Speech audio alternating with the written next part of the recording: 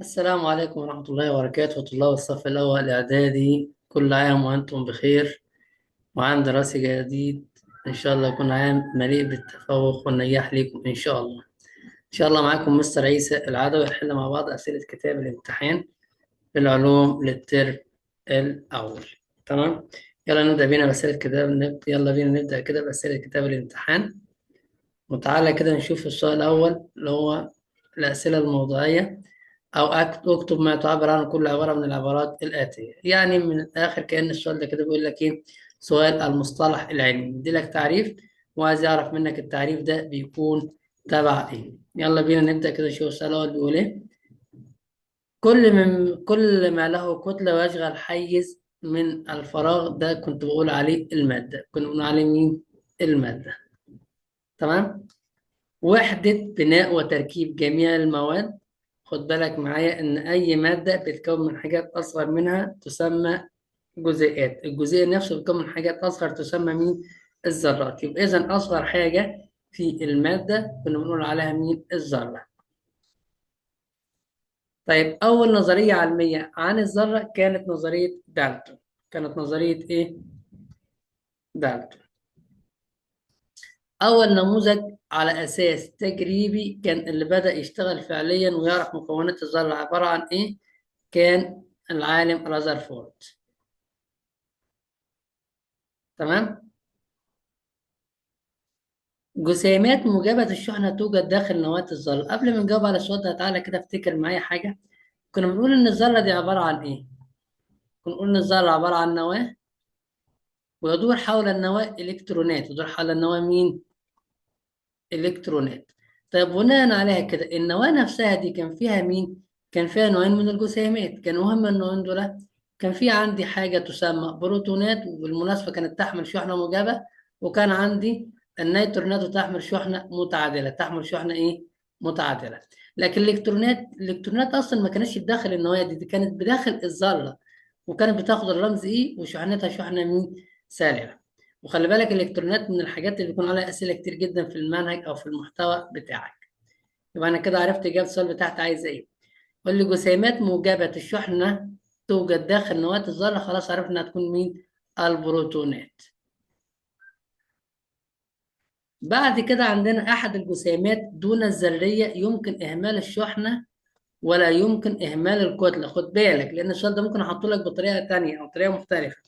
اقول لك احد الجسيمات دون الذريه يمكن اهمال الكتله ولا يمكن اهمال الشحنه. يعني احنا في البدايه هنهمل الشحنه، مش هنقدر نحمل ومش هنقدر نهمل الكتله. فالتوتال بتاعه والناتج بتاعه هيكون عباره عن هنا النيترونات، لان احنا قلنا النيترونات تحمل شحنه مالها متعادله. تمام. جسيمات بذره سالبه الشحنه وكتلتها ضئيله جدا تدور حول النواه في مستويات الطاقه. طب مين اللي بيدور حول النواه في مستويات الطاقه؟ كان الالكترون. كان مين؟ الالكترونات هي اللي بتتميز بانها تدور بسرعه فائقه جدا في اماكن محدده ليها تعرف بمستويات الايه؟ الطاقه. تمام.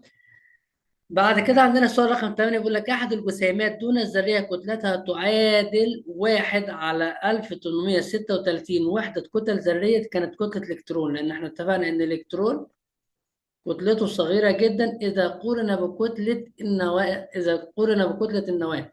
طب النواه كان فيها مين؟ كان فيها بروتونات وفيها نيترونات. خد بالك من حاجه عشان ما تنساش ان كتله البروتون تتساوي مع كتله الالكترون كتل. لكن الشحنه البروتونات تحمل شحنه موجبه، لكن الالكترونات تحمل شحنه ايه؟ سالبه، بينما النيوترونات تحمل شحنه ايه؟ متعادله. تمام. يلا بينا نشوف السؤال اللي بعديه.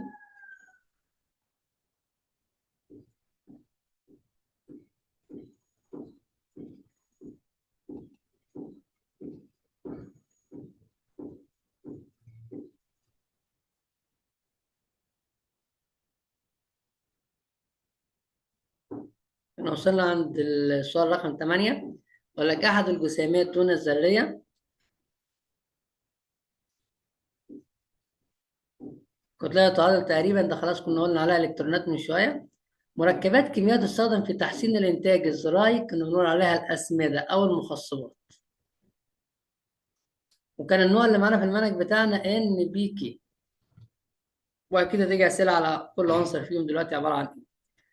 مجموع اعداد البروتونات والنيوترونات المكونة لنواة ذرة العنصر كنت بقول عليها الإيه؟ اللي هو العدد الكتلي أو النيوكليونات. يبقى عدد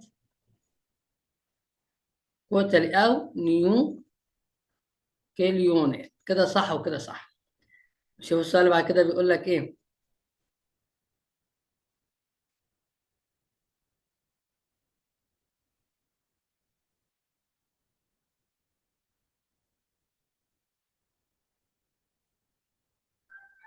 مناطق وهمية تدور فيها الإلكترونات حول النواة حسب كل طاقته. مين هي المناطق الوهمية اللي كانت موجودة حول النواة أصلا كل واحد فيها بيدور حسب الطاقة بتاعته؟ كانت عبارة عن إيه المناطق الوهمية دي؟ ده كانت بكل بساطة مناطق وهمية تدور فيها الإلكترونات حول النواة، كانت بنسميها مستويات الطاقة. كنت بسميها مستويات الإيه؟ الطاقة. طب إيه هي مستويات الطاقة دي؟ كان هم أصلا كانوا زي ما كاتب التعريف بتاعها في الكتاب، مناطق وهمية موجودة حول النواة. المهم العدد بتاعهم كانوا 7 مستويات طاقة في أثقل الذرات المعروفة حتى الآن. تمام. وبناء عليها كانت عبارة عن إيه؟ كم مستوى؟ 7 مستويات زي ما إحنا اتكلمنا. إيه هم ال7 مستويات؟ كي، ال، ام، ان، او، بي، كيو. تمام. دول كده بيكونوا عبارة عن إيه؟ ثواني.